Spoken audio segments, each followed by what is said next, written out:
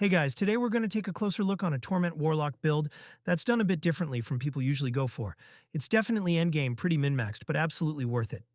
Just to quickly get passives out of the way, there's nothing special about them, except for the Witchfire nodes that ever before 1.2 were rather unused, I think, or just didn't make as much difference. Well, now with the new relic, Downfall of the Righteous is about to change. Some points invested into Lich Tree for intelligence, damage buffs, and most important node here, Health Leech converted into increased damage at 10 times its value. We're going to come back to this in a moment. I really explained every tech of Skill Tree in the build guide, so I don't want to make it long. If you're curious about anything, just visit Lee Tools and read it. So let's jump into the gear. Main scaling that we are interested in is intelligence, crit multi, necrotic resistance, damage over time, and movement speed. Bone Clamor Barbute, pretty basic unique for this build. We just put tier 7. Spell damage for curses and necrotic resistance. If you happen to be lucky with 3 LP, I think it's better to have another resistance or armor suffix. Armor. We have Urzel's Pride. You really want to prioritize T7 spirit frequency since it was slightly nerfed with 1.2, and plus level of Fissure and necrotic resistance. It's really easy to get 3 LP, but it's also okay to run a good exalted item on a good base.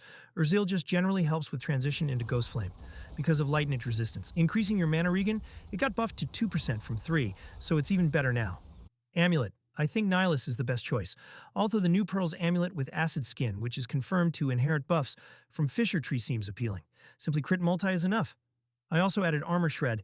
I believe it's reasonable to hope for solid 2-lep with all the tech coming to perfect your gear and reroll it. Wrong Warp. This is kind of the core of this build. It's the best choice for Warlock.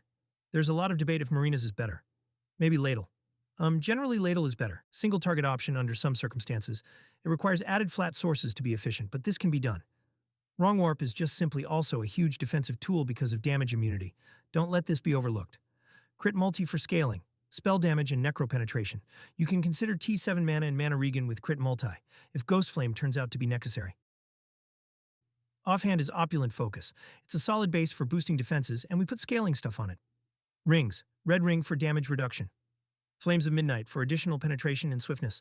I think it's a nice quality of life thing. Blood of Exile.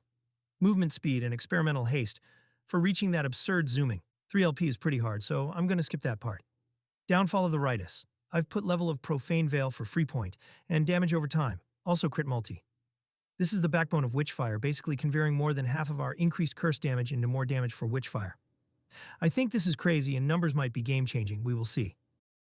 Gloves. I decided to give up on Mortality Grasp simply because of set affix, 100% increased damage over time that can be sealed. On top of our main glove affix, which is melee damage leeched as Heath.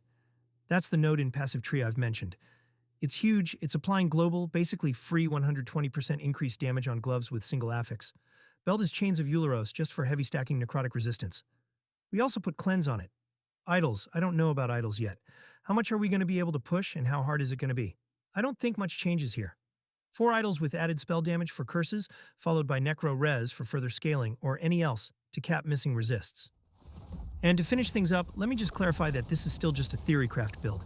I have strong hopes for Warlock in 1.2, so I'm definitely going to come back to it if this turns out to be bugged or not worth it. Thank you for watching. Sorry I couldn't voice over myself, I'm really sick.